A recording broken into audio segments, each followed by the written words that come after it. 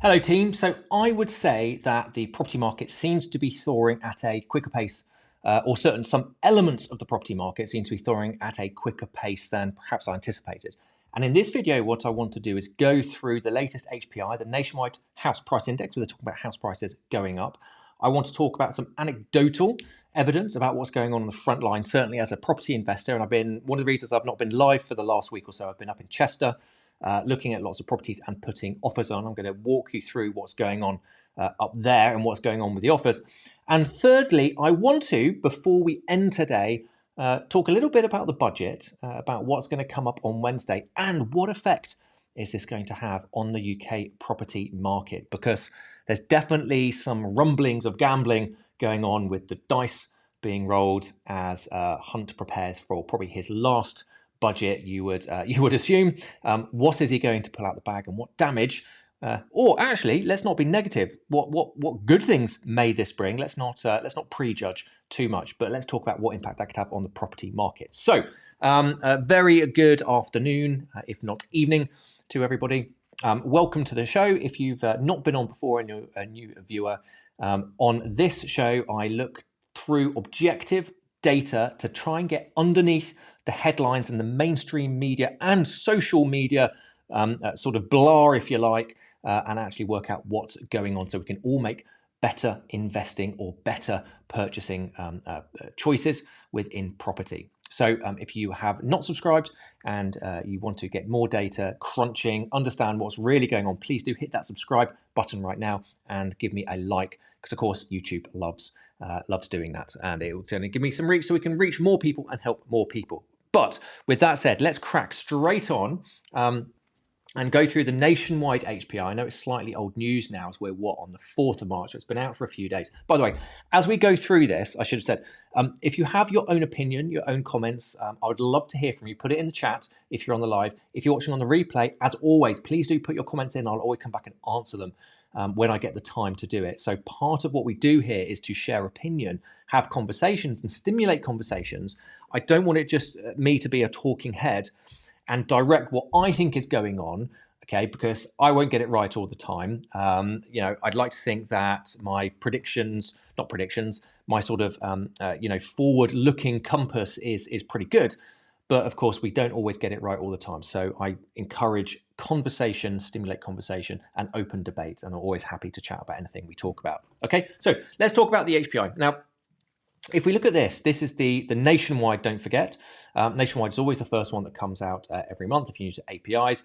It's saying that UK house prices rose 0.7% month on month in February, and for the first time in a year or over a year, we've got the annual, now this is the rolling 12 months, up 1.2%. So actually, when you dive into the figures, we're only right now about 3% under the all-time high posted in sort of August 2022. Now, let's not forget where we were this time last year, right? By the way, this is the time I started the channel last year, because I remember my first live that I ever did was talking about last year's spring budget. So we're about to get 1 year into running this channel. I know when I came on this time last year, there were people talking about 30 to 35% nominal price drops in house prices. If you look at it right now, we're about 3% down, right? From the top. That's not even, rolling. Annual. That's from the top. So why are we here, and why does it now look like the house prices are going back up? Because there's lots of debate that goes on about the HPIs, the relevance of the HPIs, the models they use, and how the models are skewed. And the models that are used, something called a hedonic regression model, which takes effectively like a basket of characteristics from a property and kind of almost like CPI, cobbles it together to create this model. So it's not actual averages. It's a model that's used. And there are, a variety of ways that this model can be skewed. So we have to take it with a pinch of salt. We can't just go, right, Nationwide is saying it's up 0.7% month to month, so therefore all house prices are up 0.7. No, we can't say that. It's not as simplistic as that. For example, if we have many more expensive properties coming onto the market, that will have a skew on it, because that is part of something that goes into the model. Depending on the type of properties, that's going to skew. That is also part of the model. But we are now in an undeniable, across all of the indices other than the ONS, which is the UK HPI, which lags so much more, undeniable sort of positive uptick in what everything is showing. Now, what is this saying to us? Now, if we look at the non-seasonally adjusted prices, January to February, we are up. So we can't use the excuse that this is a seasonal adjustment that skewed things. The annual change, again, is in nominal prices. Okay. When we read through the small print, I want to talk about where was the thing I said? Well, there we go, 3% below all-time highs, but there was an overview. There we go. The overview, and I do want to read this, and I'll talk about this in a sec. Nevertheless, near-term prospects remain highly uncertain, in part due to ongoing uncertainty about the future path of interest rates. So those of you who have been following me for a long time, or since I started, you'll know that when I talk about house prices, I always say the single biggest thing that affects house prices is affordability. Okay, and it's not supply demand. Now, I might be completely wrong about this, by the way. I'd love to know your thoughts. Put in the comments right now. But my personal belief is the biggest thing that dictates house prices is how much money people can afford to borrow to buy houses. It's not like the big, the supply demand crowd say that we're not building enough and therefore that is the reason the house price is going up. Yes, of course, supply demand goes into the mix. There's many things that go into the mix that affect house prices. When you look at short-term effects, but I'll do a full live on it sometime soon to go through the maths again that talks about how even if we were creating an oversupply of property and creating 300,000 new properties every year, over a long period of time, it probably only affect house prices by 10%. Okay, whereas the effect of interest rates or affordability will affect it a lot more. It makes sense, right? People can afford to borrow less, they could afford to buy less. And one of the biggest things that affects people's affordability is interest rates. Now, this is probably almost certainly why we are seeing this uptick in house prices right now, because we've seen a large drop in the swap rates, right? And if I come back over here, can I zoom in on this? There we go. If I zoom in on this, okay. Since summer last year, we've seen an increasing drop in the swap rates. Now, the swap rates, again, if you are not familiar with swap rates, they are effectively what banks borrow against each other. They lock in a rate and it's forward projecting what they believe the average interest rate is going to be over this time period, so either 2 years or 5 years. We've come down an awful lot, okay, and we saw a big drop kind of over the Christmas period. And, I said as we went into Christmas on the lives that I predicted we would see a boost or a pump in house prices in Q1 2020. We are 2024, aren't we? 2024, because mainly of this quite dramatic drop in swap prices, right? We saw mortgage rates come down an awful lot. But when we were predicting that, or when I was predicting that, I also said, right, are the market jumping in too early here? Because there was that narrative difference between the market and what the Bank of England was saying. And of course, the Bank of England was saying interest rates are going to be higher for longer, mainly because inflation being sticky. But when we saw the inflation drop quite rapidly over a couple of month period, the markets went, boom, right, inflation is solved, coming down quickly. Potentially, we even did a live, we're going, right, is this going to turn in deflationary because it's going down so quickly? Have we all got it wrong? Is the inflation gone? And so the interest rates, the swap rates came down. The market said it's going to go down. They bet against the Bank of England's narrative, right? And mortgage rates come down. Of course, that means people can afford more. They can afford to borrow more. And I would imagine this is why we're seeing a little pump in house prices. Also, the fact we still have a lot of illiquidity in the market, although we'll talk about that in a second as well.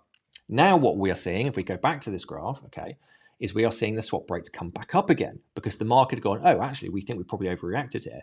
The interest rates aren't going to be coming down real quick because now inflation has hit that sticky period, which we always said it was going to in Q1 2024. When you looked at the data and we looked at 12 months rolling, we always said, right, on this channel, we always said that inflation is probably going to stick in Q1 2024. And it has, and therefore everything's crept up again, which is going to squeeze that affordability more. So I would imagine, okay, that the mortgage rates might creep up again, and that will put brakes on what is going on with this little, resurgence in house prices. That's my personal thought. Then, if the interest rates continue to come up, or at least don't come down anymore, and we start to see an unfreezing and a thawing in the market, and more supply comes on, that will probably dictate further house price falls. So if we look at the mortgage approvals, now I've not seen February's data yet, but if we zoom in on this, okay, we can see that mortgage approvals are trending up again. So we're still low, right? When I say that we are thawing, I'm not saying, right, we're back to normal business. 100%, I'm not saying we're back to normal business. We are still in a massively restricted housing market in terms of supply of properties. My point is, I feel we are seeing a trend of more properties come to market, which is seeing an unthawing. It's those trends we need to look at, right? And I've put it. Yeah, we go. There we go. We can zoom in on that now. Sorry. Hopefully you can see that. It's the format of this page is slightly tricky, and when I zoom in, but we can see that trend line coming up. In fact, if I just go, let me just zoom out and go to, if I go to 1 year and go to box, there we go, go to box. We can see right there from September 23 to Jan 24, the trend of mortgage approvals going up, right? There's a straight line. And we are now at 55,227 for January 24, higher than we've been for the last 12 months. Still some way away from pre-COVID levels. Okay, so the pre-COVID levels, we're sort of meaning around, what's that, sort of 60, 65, 60 to 70,000. But we're kind of starting to come up to those levels. We're not a million miles away from those levels. So we are seeing it trend up.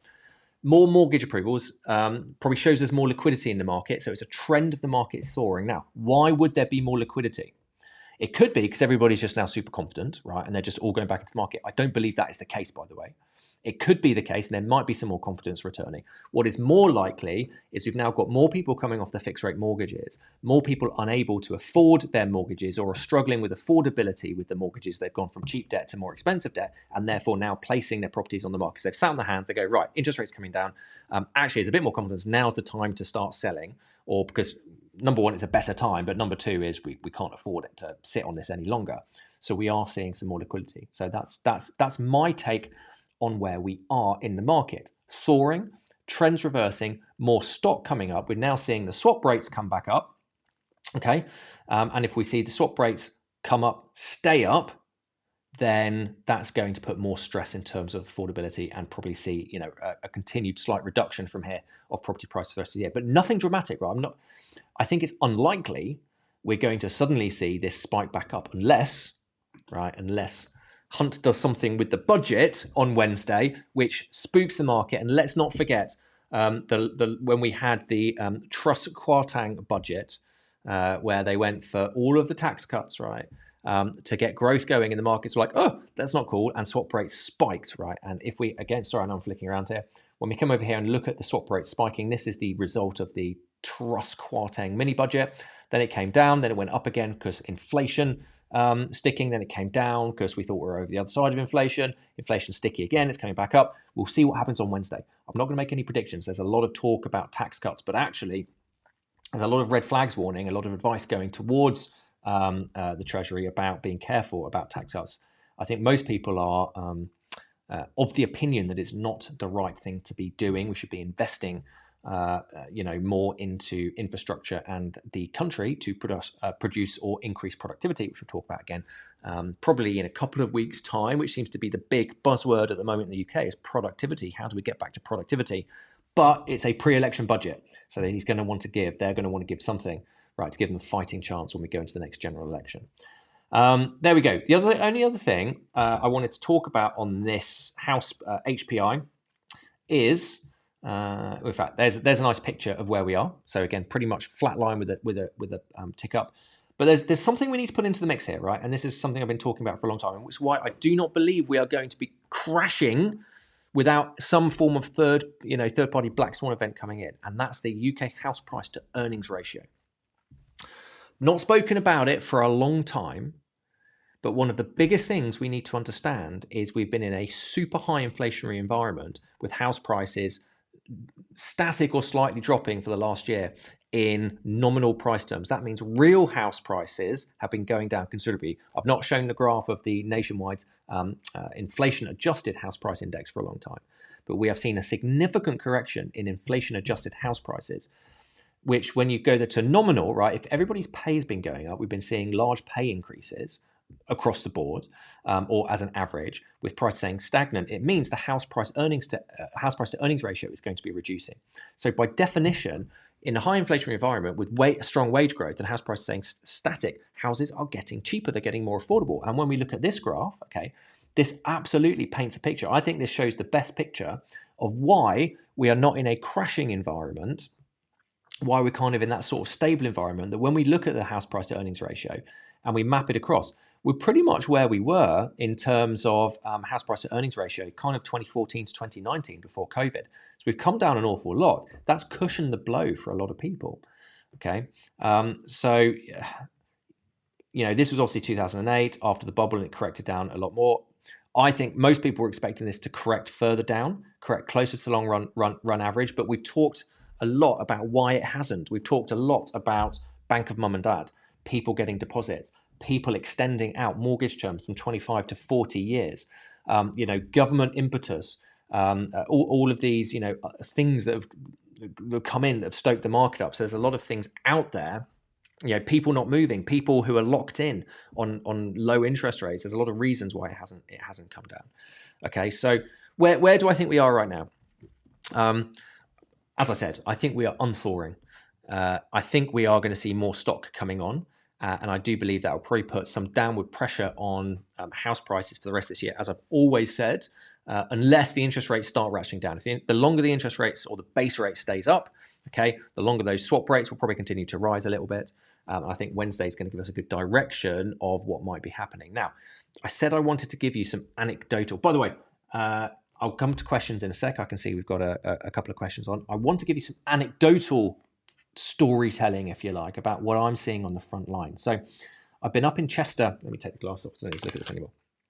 I've been up in Chester for the last week, working with a couple of new investors. I've been out looking at a lot of stock. Now, for those of you who again follow what I'm talking about, will know that my main strategy is to buy anything with a commercial valuation attached to it.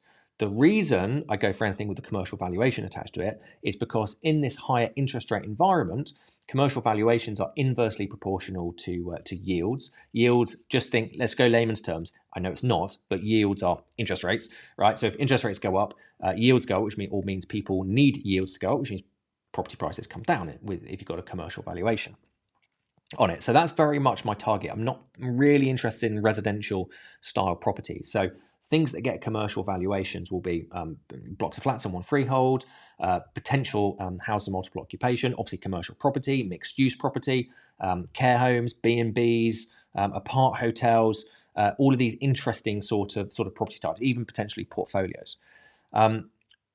This time last year, I was getting aggressive offers accepted on properties. Right now, I say not even this time last year, so I would say probably up until end of last year, getting some good offers. And depending where we are now, I've got some clients who are more in the residential space, things like flats, leasehold extensions, adding extra bedrooms to flats in high value areas. They're getting some very aggressive offers accepted right now. I've got one client who's just secured a property that's on the market for 400, one bed flat, London 400, bought it for 300, so genuine 25% off with part of a lease extension. Anyway, sorry, I'm digressing slightly. This weekend I've been up, seen a lot of properties, all of which have commercial valuations attached to them. They're actually priced very well. Because they're commercial, that they're sold by commercial agents get how the whole commercial valuation works with, yield methodology, all that sort of stuff. They're priced very well, and they're priced at I would say a quite a fair price per square foot for what commercial property is at the moment with the depressed prices. So out of the properties I've offered on 80% of the ones I saw, and when you're looking at this sort of property, generally not talking about huge amounts, by the way, 80%, everyone I've offered on, I've had the agent come back and say, look, we've got multiple offers on this already, which to me shows a big turning point, right? And all of these, right, all the offers that are on already are cash purchases. So we're offering in cash. There's multiple cash purchases on all of these offers, and that shows to me that we are at an entry point for professional property investors, property entrepreneurs who understand value arbitrage, who understand things like yield compression as a strategy, who understand price per square foot arbitrage from commercial to residential, and are liquid, so have cash to buy, are re-entering, and now in that phase I've been talking about probably for about I think 3 months. I said 3 months ago when those swap rates were coming down and the mortgages were coming down, people were talking about inflation, being solved, and starting to talk about centralized bank rates coming down. I said, look, we're probably now entering a stage which is an entry point for people who know what they're doing and know how to leverage it. So I do want to caveat this is completely different to residential. This is completely different to somebody going and buying their house to live in for the next 5-10 years. This is very much professional property investing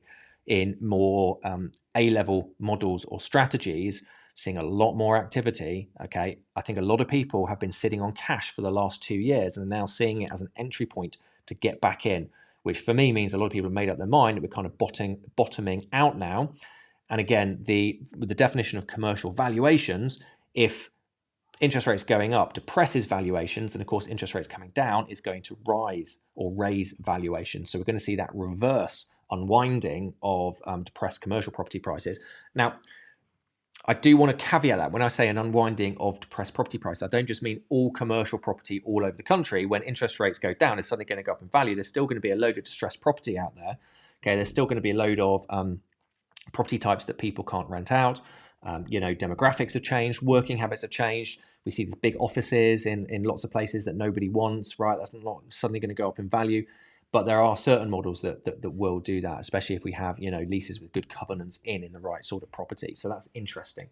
I think that's an interesting anecdotal observation of what I'm seeing on the front line, working with agents on a weekly basis right now. So that's where we are for now. I just want to do a quick overview before we go into budget day on Wednesday. I think we're going to have a lot more to talk about on Wednesday. So I'll probably dedicate some time Wednesday afternoon to going live and going through what Hunt reveals, see if there's anything interesting that he's going to talk about in the budget that we can talk about that relates to the property market. But that's where I think we are right now. So let me know, team, in the comments, where do you think we are? Again, apologies for, a bit of a lack of regularity about going live and running through this. I've just been honestly so busy with the various business groups that I have, which includes property. I'm seeing investors come to us. They want to put money into property. So other investors think it's a good time. We're busy in the scaffold business, busy in the training business. So very, very busy, and I'm out a lot at the moment, doing deals with property at the moment. So it's a busy time. So I do apologize for, I try and go live twice a week. I know at the moment I'm probably doing once a week once every 1.5 weeks. So let's go through the comments. Stafford, good to see you. Staff says, let me put this on the broadcast. Are we really low on housing stock for buyers, or just sort of social housing that the government hasn't invested in? I would say both, to be honest. We are massively short on social housing stock that the government haven't invested in, for sure. And because I'm in this sector, I have blocks of flats that we lease out to supported living. We have blocks of flats we lease out to council contracts. I know the demand they have. They're desperate. In one of our areas, Cheshire West and Chester, last time I spoke to them a couple of years ago, they said they were something like 4,500 one-bed flats short in that council ward alone. 4,500 one-bed flats, right? We did a development of 13. It's like boom, they're gone. Whole lot taken. So yes, but of course, what does that do? That drives up rent prices for that sector, because private rental sector is going to be picking it up, and therefore private rental sector can drive it up. We are, if anybody's in that space, we're seeing housing benefits been frozen for the last few years, which means there's not the same price elasticity. So we're seeing an increasing because private rents have gone up so much and housing benefit hasn't. We're seeing an increasing amount of private landlords not renting to housing benefit or universal credit claimants, which of course exacerbates the problem. It means there's even fewer amounts of housing stock for that demographic. So look, I personally think we're in a bit of a crisis for that level of housing, probably all housing, in terms of rental, living in rental myself. So good to hear from staff. Mark, we all know if there's any more cuts in NI this week, services for the next 12 months are screwed. Yeah, it will be repaid through another 5% council tax. The country government is screwed either way. Yeah, and let me put that on, Mark. I think most people acknowledge that any tax cuts are a budget giveaway, right, to try and get some votes. I haven't seen anybody who said it's a good idea.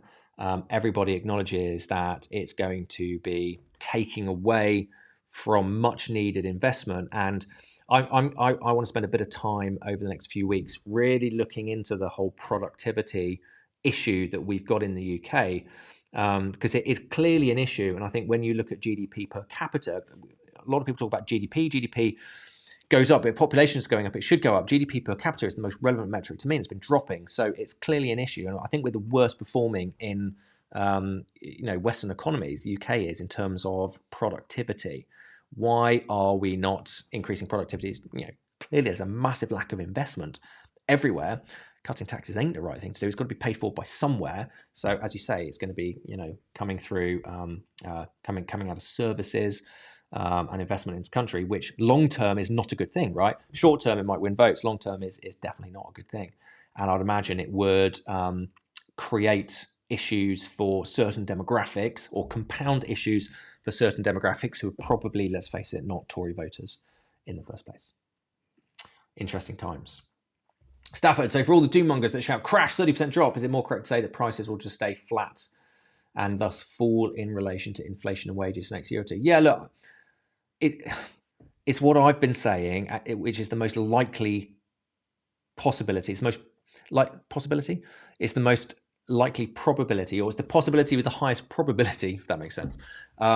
Which is what I've always said, right? When we look at the spectrum of possibilities, you've got crash over here. You've got property prices continue to go up over here. And what I've always said, I've never sat in that 30% camp.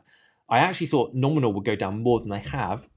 And I would just say that I think the lack of drop in nominal has been a surprise to many, but I think it's because the inflation has been so high and wage growth has been so high, it's cushioned it so much. I don't think anybody necessarily banked with such high wage growth coming in, but I've always said that I expected it to be shallow and long in terms of a correction, and it's playing out to be shallow and long. I think that's absolutely fair enough.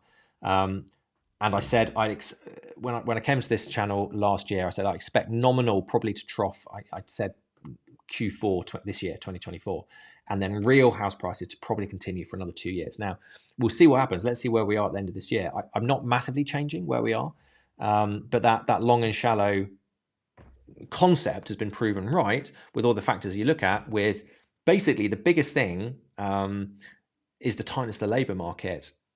And I think Brexit has, contributed a lot to that. With a lot of people, a lot of workforce leaving. COVID has contributed to that, with a lot of workforce retiring. And we've got such a tight labour market, even though it is flattening off or softening up.